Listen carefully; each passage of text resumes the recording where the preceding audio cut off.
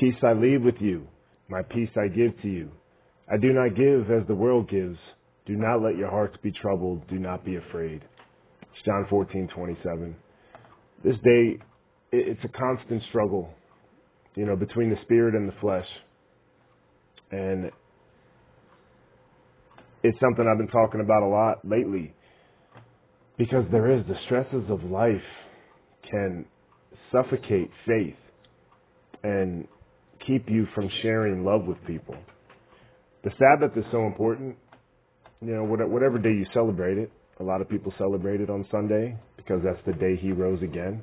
The original day was Saturday, but it's so important to have that day of rejuvenation and just to be surrounded by people with faith to remind you why it's so important. Hebrews 10:25, do not neglect the establishing of the brethren. And that was under attack during COVID and during the lockdowns. They did not want people gathering. It's important. It builds you up. You want to be around people that are edifying you. But my peace I give to you, and I do not give to you as the world gives. The world gives a false sense of peace. Take this, you'll feel safe from this. Do this, you'll feel safe. You'll feel protected. But anything could happen on any given day, and our lives could be taken from us.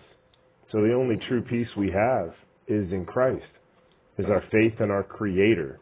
And, faith is unflinching and unchanging. It should be. It's on a rock-solid foundation. But when it's between your faith and your senses, what you can see, what you can feel, all of those things can be manipulated. We live in a world of deception now, a sea of gray, of alternate reality, where deep fakes are there. You can take photos of somebody, put it on the head of somebody else, and you would swear that's a real video of them. It is so hard to trust your eyes. It used to be you could be faked out a photo, Photoshop, but now it's like you really have to be careful of what you are seeing. And that's why the Bible warns us about don't be mesmerized by signs and wonders, because lots of false prophets, wolves in sheep's clothing, will rise up in the last days. And again, in Matthew, what was repeated today in the sermon, and as lawlessness increases, the love of many will grow cold, and it causes us to dull our feelings. We become numb to expressing love the way we're called to. And I'll be a broken record about it. We have to take peace in the Lord and not accept the peace that the world gives, but what our Creator gives us.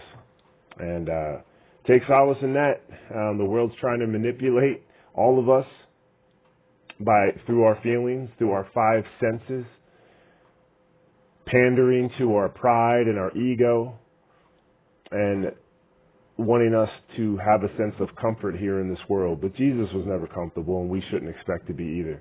So I pray your Monday is starting off well. God bless you. Hope you have a great week. We'll see you tomorrow, though.